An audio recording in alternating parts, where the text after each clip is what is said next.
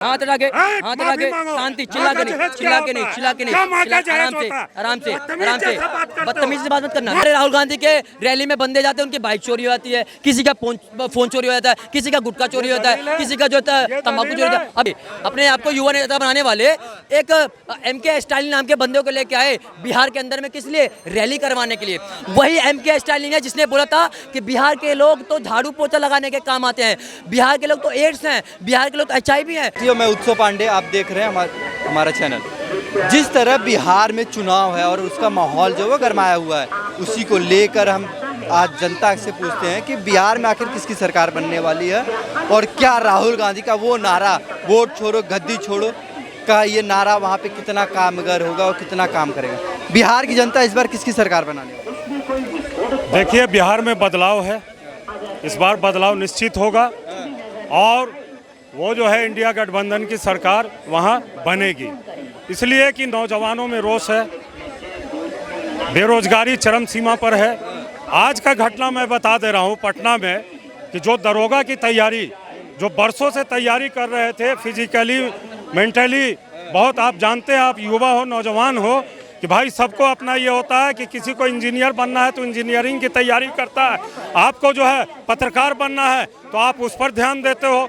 इसी तरीके से दरोगा की तैयारी जो है कर रहे थे। आज पटना में ये लोग जो है नीतीश कुमार जी से नौकरी मांगने के लिए कि भाई आप जो है ये क्या बोलते हैं एग्ज़ाम कंडक्ट कराओ, तो उस पर जो है तिरंगा झंडा लेकर के, न किसी पार्टी का झंडा था और न कुछ था, वो तिरंगा झंडा लेकर के नौजवान वो जो है अपना जो है प्रोटेस्ट जो है कर रहे थे गांधीबद्ध तरीके से।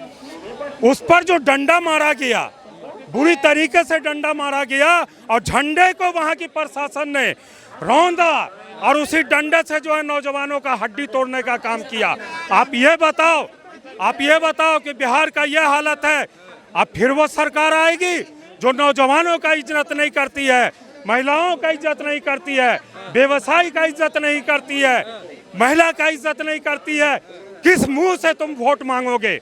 ये कह रहे हैं भारतीय जनता पार्टी ना महिलाओं की इज्जत करती है, ना युवाओं की इज्जत करती है, ना छात्रों की इज्जत करती है, तो किस मुंह लगाकर वो बिहार में वोट मांग रहे हैं? कहाँ भाई, कहाँ पे अपमान किया? जरा इनसे पूछ लो कौन सी जगह पर अपमान किया है। और सुनिए मेरी बात को, वो देखा अभी देखा मैंने तिरंगा झंडे को जिस तरह का अपमान किया गया था, और प्रधानमंत्री जी के माँ को गाली देने वाले तेजस्वी यादव के पार्टी का अध्यक्ष के लोग और बहुत पीछे हो गया। गाली दिया ना। सुनिए आप उस पार्टी की बात तो करो मत मेरे सामने, जिसने देश के टुकड़े किए हो, जिसने इस देश के टुकड़े किए हो। सुनिए, ये देश अखंड भारत था, सुन लीजिए, सुनने की क्षमता कीजिए। ये देश जो है ना अखंड भारत था, पाकिस्तान अलग किया, POK दे दिया, बांग्लादेश बना दिया, सियाचिन दे दिया। इस देश को अपने माँ का जो है दहेज समझ रखा था। दूसरी बात, इस देश के अंदर में जो है 25 जून को संविधान को पन्ने फाड़ के उड़ाए गए। सुन लीजिए, आप मेरे भाषण को मत जाइए। उसके बाद एक मिनट, हाँ एक मिनट, अरे गाली देने वाला किसी के बाप का दम है तो मुझसे माफी मंगवा दिखाए। हाथ हटा के शांति, चिल्ला के नहीं, आराम से बदतमीजी से बात मत करना, मेरी मर्जी बोलूंगा। ले लो PA को, ले लो, शांति, उसने ठीक चीखो और तेज, ले लो चाइना, पूरा चाइना पर कब्जा करो। माँ का जहेज बोलते बहरे हो, माँ का जहेज का बात। प्रधानमंत्री के माँ को गाली दी गई थी ना, मतलब हमारे देश को टुकड़े में बांटा जिस पार्टी ने, किसी के माँ ने दहेज में लेके आई थी। मैं आपसे पूछना चाहता हूँ, किस बात के लिए दिया गया सियाचिन? किस बात के लिए बांग्लादेश बनाया? किस बात के लिए पाकिस्तान बनाया? किस बात के लिए POK दिया गया? आप बताइए मेरे को। ये जो चीख रहे हैं ना, आप सुनिए, 25 जून 1975 को, 25 जून 1975 को, अच्छा ये बताइए, ये हाइड्रोजन बम क्या है? हाइड्रोजन बम आ रहा है, क्या है? आ रहा है, क्या है? म्यांमार से PPT प्रेजेंटेशन गए थे, अगर राहुल गांधी गए थे। हाँ, देख रहा है हाइड्रोजन बम आ रहा है। कहाँ से आ रहा है? कहाँ से? चीन से आ रहा है क्या, या फिर म्यांमार से आ रहा है? मेरी बात सुनिए, जिस हाइड्रोजन की बात कर रहे हैं मैं आपको बता रहा हूँ, राहुल गांधी ने 7 अगस्त को एक पेपर जो है सामने दिखाया था, लहराया था 7 अगस्त को। वो जो बताया था कि भैया इसके अंदर में वोट चोरी हो रही है, वो वोट चोरी जो बात है उसमें लिस्ट बनी है ना, वो म्यांमार से बन के आई थी। वहाँ का टाइमिंग और डेट चेक कर लेना। बम कैसे बन रहा है भाई कह रहे मैं बात सुनो, बम कैसे बन रहा है, मसाला दिया है भाजपा ने, ठीक है, तरह तरह का मसाला राहुल गांधी उसको बांधने का काम कर रहे हैं, वही ब्लास्ट करेगा हाइड्रोजन बम। मसाला भाजपा का दिया हुआ है, मसाला मैं बताता हूँ, उसी ने मसाला सुनना, दिया है। क्षमता रखना, सुनने की क्षमता रखना। राहुल गांधी, तेजस्वी यादव अपने आप को युवा नेता बनाने वाले, एक MK स्टालिन नाम के बंदे को लेके आए बिहार के अंदर में, किस लिए? रैली करवाने के लिए। वही MK स्टालिन है जिसने बोला था कि बिहार के लोग तो झाड़ू पोछा लगाने के काम आते हैं, बिहार के लोग तो एड्स हैं, बिहार के लोग तो HIV हैं, ऐसे लोगों को रैली में लेके आए थे हैं। अगर मैं उत्तर प्रदेश का हूँ, अगर MK स्टालिन ने बोला होता मेरे उत्तर प्रदेश के बारे में या मेरे उत्तर प्रदेश की जनसंख्या के बारे में, तो MK स्टालिन के गाड़ी पे चढ़ के जूता मारता मैं। बिहार वालों ने MK स्टालिन को माला पहनाया, बिहार के लोगों को शर्म आनी चाहिए। ऐसी पार्टी को बिल्कुल मैं समर्थन देना। महाराष्ट्र में आप क्या कहेंगे? महाराष्ट्र से ज्यादा गाली कोई दिया है?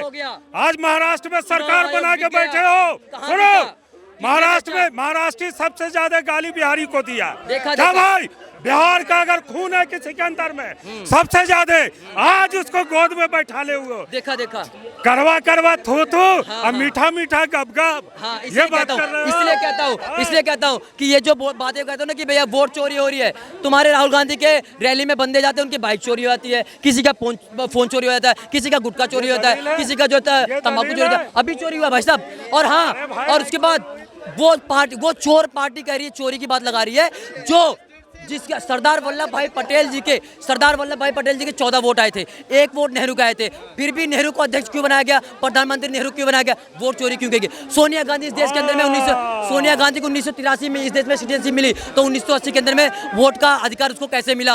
और मोदी जी चोरी करवा रहे हैं वोट। देखो उसने किया, सोनिया गांधी का उसने किया, सोनिया गांधी का वोट मोदी जी चोरी कर लिए। हाँ, चोरी कर रहे थे, कह रहे सोनिया गांधी का वोट चोरी से यहाँ पे समझने वाले समझ जाएंगे।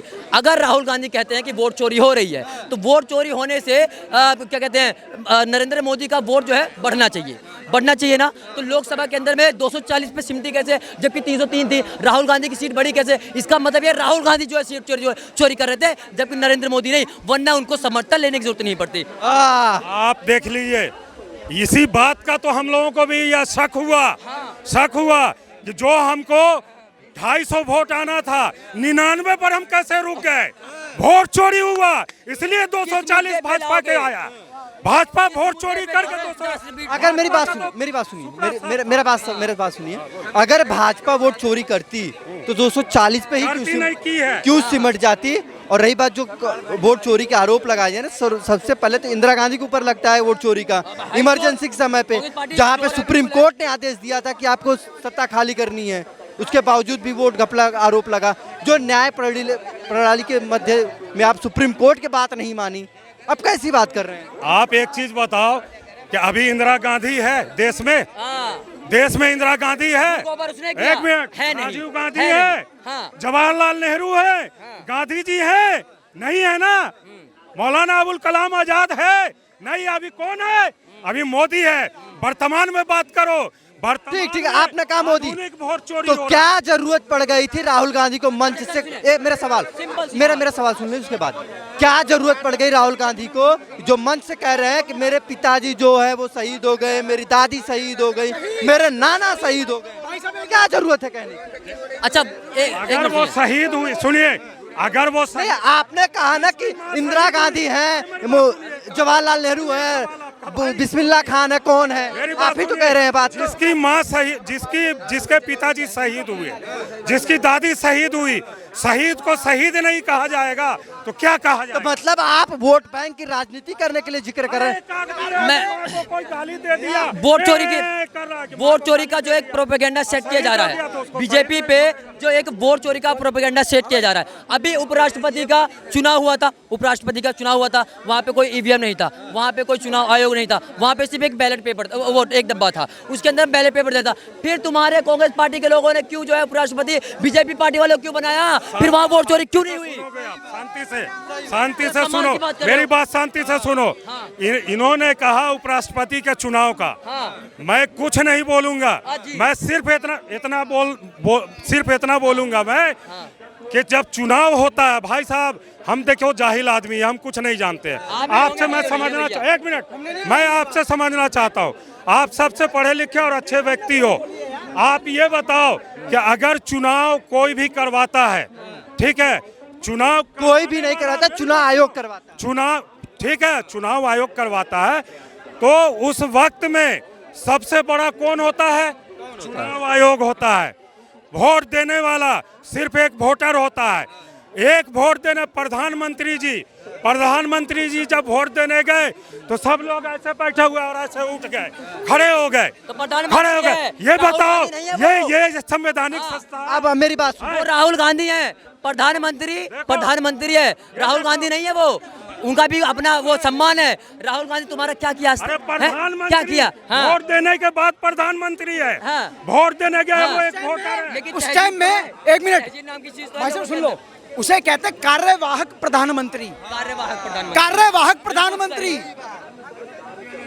उसे कहते हैं कार्यवाहक प्रधानमंत्री।